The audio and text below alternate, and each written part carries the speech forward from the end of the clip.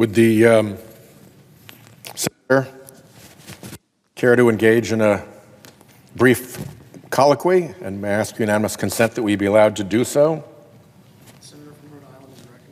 The Senator from Rhode Island is recognized. Without objection. I was here for your point about mental health and addiction recovery care. And as you will recall, you and I and others worked together to get the Comprehensive Addiction Recovery Act passed. And that was a very bipartisan effort because the scourge of the opioid epidemic fell across all Americans. And it was one of my happier and prouder moments when that bill actually got passed. And then when the Appropriations Committee came in behind the CARA bill and put funding in, but the bulk of the programs that we put together in CARA, bipartisan programs, were funded through Medicare, Medicaid.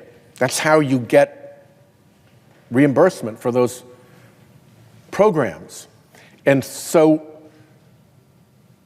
doesn't it seem peculiar that our colleagues on the other side who were so instrumental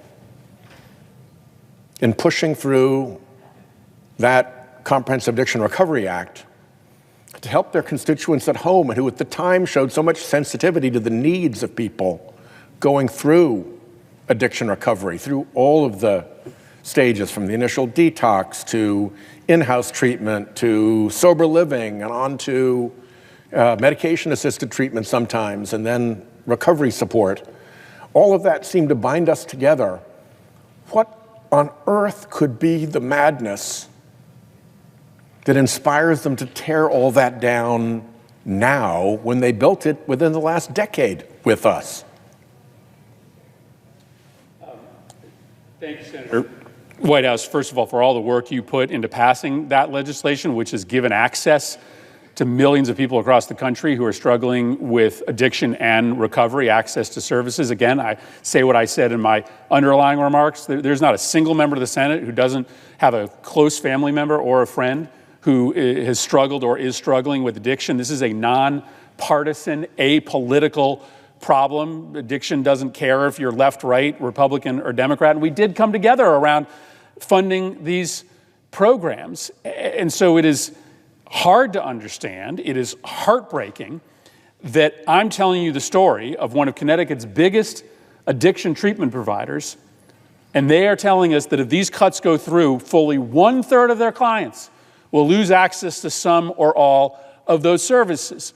And to your point in your initial speech, Senator Whitehouse, I mean, maybe I could understand if we were deciding to cut funding for addiction treatment because we had some other really important priority that helped regular people. Like if we said, you know what, there's a housing crisis in this country, right now we're going to have to borrow some money from addiction treatment in order to make sure that people get housed, or our schools are underfunded and teachers need to be paid more, and okay, it's really hard to cut funding from addiction treatment centers, but at least we'll get better education for our kids. That's not what we're doing.